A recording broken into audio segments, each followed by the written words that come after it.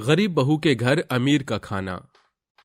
मालकिन, मैंने खाना बना दिया है, आप सभी बैठ जाइए और खाना खा लीजिए। अरे करिश्मा, तुम एक काम करो, मैं और तुम्हारे साहब तो बाहर खाना खाने जा रहे हैं, तुम ये खाना जानवरों को दे देना। ठीक है मालकिन, मैं ये सारा खाना जानवरों को खिला दूंगी। तनीषा अपने पति अर्जुन के साथ रेस्टोरेंट में खाना खाने चली जाती है, जिसके बाद करिश्मा किचन की सफाई करते हुए खाना डिब्बों में पैक कर लेती है। चलो अब टाइम हो गया है और मैंने सारा काम भी कर लिया है, अब मैं भी अपने घर के लिए निकल पड़ती हूँ। करिश्मा सारा खाना लेकर सीधा अपने घर पहुंच जाती है। वो खाना किसी भी जानवर को नहीं देती, क्योंकि उसके घर में खुद उसके बच्चे भूखे उसका इंतजार कर रहे होते हैं। वो सारा खाना अपने बच्चों के लिए ले जाती है। माँ, आज आप हमारे लिए क्या लेकर आई हो? माँ, बहुत जोरों से भूख लगी है, जल्दी से खाने को दे दो ना माँ। अरे बच्चों, सब्र तो रखो, तुम परेशान क्यों हो रहे हो? देखो, मैं तुम्हारे लिए बहुत सारा खाना लेकर आई हूँ। माँ, जल्दी से खाना दे दो, बहुत जोरों से भूख लगी है।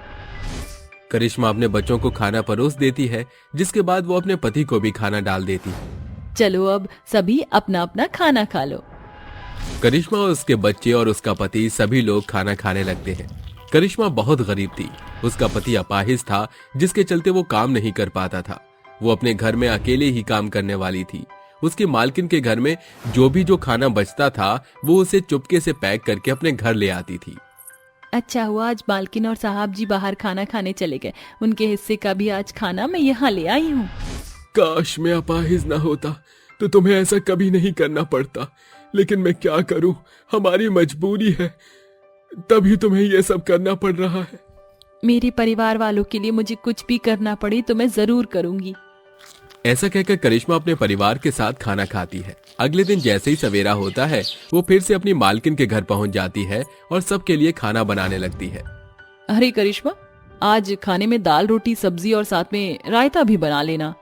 जी मालकिन, अभी बना लेती हूँ। सिंपल खाना का नाम सुनते ही करिश्मा बहुत खुश होती है और अपने मन ही मन सोचती है, अच्छा हुआ आज मालकिन ने कोई हैवी खाना नहीं बनवाया। काफी दिनों से ऐसा खाना खाते खाते मैं भी बोर हो गई थी। आज तो सिंपल खाना खाकर बहुत मजा आएगा। करिश्मा धीरे धीरे करके दाल रोटी चावल और साथ में रायता भी बना लेती है, जिसके बाद वो अपने साहब और मालकिन को खाना परोस देती है। करिश्मा के हाथों का बना हुआ खाना खाकर तनीषा और उसका पति अर्जुन दोनों बहुत ज्यादा खुश होते हैं। अरे करिश्मा, तुम्हारे जैसे हाथों का जादू तो काश हर एक औरत के हाथों में होता। तुम जो भी बनाती हो बहुत ही स्वादिष्ट बनाती हो। अरे कितने दिनों बाद मैंने सिंपल खाना खाया है। सिंपल खाना खाने का तो मजा भी बहुत अलग है। हाँ साहब, सिंपल खाने का स्वाद भी अच्छा होता है और वह शरीर के लिए भी अच्छा होता है। अर्जुन और करिश्मा खुशी से खाना खाते हैं और अपने अपने काम पर चले जाते हैं। उनके काम पर जाने के बाद करिश्मा बचा हुआ खाना डिब्बों में पैक कर लेती है और उसे घर ले जाती है। चलो बच्चों, जल्दी से आ जाओ, मैं तुम सभी के लिए खाना ले आई हूँ। अरे वाह माँ, आज तो आप सिंपल खाना लेकर आई हो। अमीरों के घर में गरीबों जैसा खाना भी बनता है क्या? अरे नहीं बेटा, वो तो अमीरों का ही खाना है जो हमारे गरीब घराने में आया है। तू तो जानता है ना, हम जैसे गरीब लोग ऐसे महंगे बासमती चावल और ऐसी महंगी मखनी दाल कहाँ खाते हैं।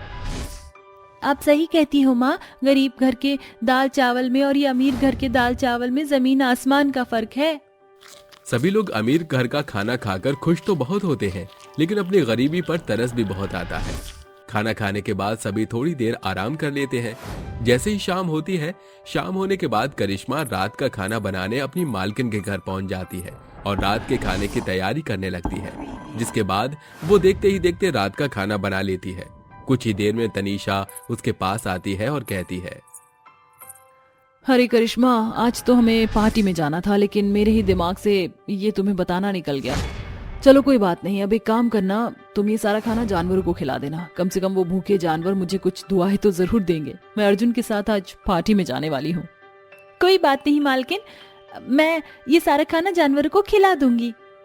तनीषा तैयार होने चली जाती है। वहीं दूसरी तरफ करिश्मा सारा खाना डिब्बों में पैक करने लगती है, जिसके बाद करिश्मा वो सभी डिब्बे एक झोले में रखकर अपने घर ले जाने लगती है।